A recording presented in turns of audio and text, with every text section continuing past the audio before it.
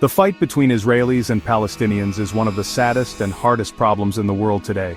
It's a fight filled with violence, people losing their homes, and a deep sense of unfairness on both sides. For over 100 years, Israelis and Palestinians have been fighting over land, resources, and who they are. This fight has taken many lives, ruined dreams, and led to a lot of hate and revenge. To have any chance of fixing things, we need to understand why this is happening. We'll look at the history, politics, and social issues that have made this fight last so long. We'll talk about important events that have shaped how Israelis and Palestinians see each other, from the rise of nationalism in the late 1800s to the recent fighting in Gaza. We'll also explore why peace has been so hard to achieve, even though many people have tried to negotiate and make peace agreements. We're not trying to pick a side or offer easy answers. The Israeli-Palestinian conflict is complicated, and there are no simple solutions. Instead, we want to give a clear and balanced understanding of the fight, its causes, and the challenges ahead in finding a fair and lasting peace. This is a story of two groups of people who both feel they have a right to the same land. It's a story of colonialism, people losing their homes, and the fight for self-determination.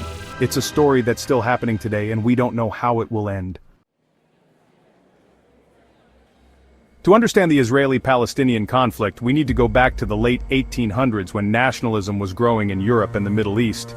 Back then, Palestine was ruled by the Ottoman Empire and had many different people living there, mostly Arab, Muslims, and Christians, with a smaller group of Jewish people.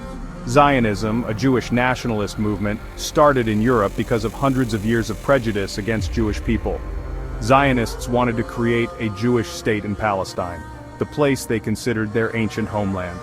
They stated this goal in the 1897 Basel Program, which called for a safe and official Jewish homeland in Palestine.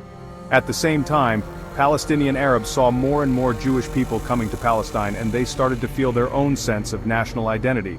They felt their home was in danger and resisted what they saw as Zionists taking over more land. The 1917 Balfour Declaration, a letter from a British leader to a Zionist leader, made things even more complicated. The letter said the British government supported a Jewish homeland in Palestine, but it also said that the rights of non-Jewish people living there should be protected. This letter, written without really thinking about what the Palestinian Arabs wanted, caused big problems and set the stage for many years of fighting between Jews and Arabs in Palestine. 1948 was a very important year in the Israeli-Palestinian conflict, a year that both groups remember very differently. For Israelis, it was the year their country was created, showing how strong they were and making the Zionist dream come true. For Palestinians, it was the year of the Nakba, the catastrophe, when they were forced to leave their homes and lost their land. After World War II and the Holocaust, more and more countries wanted a Jewish state. In 1947, the United Nations suggested splitting Palestine into two countries, one Jewish and one Arab, with Jerusalem controlled by the world. Jewish leaders agreed, but Palestinian Arabs, who felt this would take away even more of their land, said no. In May 1948, David Ben-Gurion announced the creation of the State of Israel. War started immediately between Israel and nearby Arab countries. During this war, hundreds of thousands of Palestinians left their homes, sometimes because they were forced out, and became refugees in nearby countries. This mass displacement, called the Nakba, is still a very painful memory for Palestinians and is a central part of the Israeli-Palestinian conflict. It's a story of loss, losing their homes, and exile that still shapes how Palestinians see themselves today. The 1948 war didn't solve the Israeli-Palestinian conflict. Instead, it caused more problems later on. Over the next few decades, Israel and its Arab neighbors fought more wars: the 1956 Suez Crisis, the 1967 Six-Day War, and the 1973 Yom Kippur War. Each war gave Israel more land and made Palestinians even angrier. The 1967 Six-Day War was especially important because Israel took control of the West Bank, East Jerusalem, the Gaza Strip, the Golan Heights, and the Sinai Peninsula. This victory changed the region a lot and put Israel in charge of millions of Palestinians who were now living under Israeli military rule.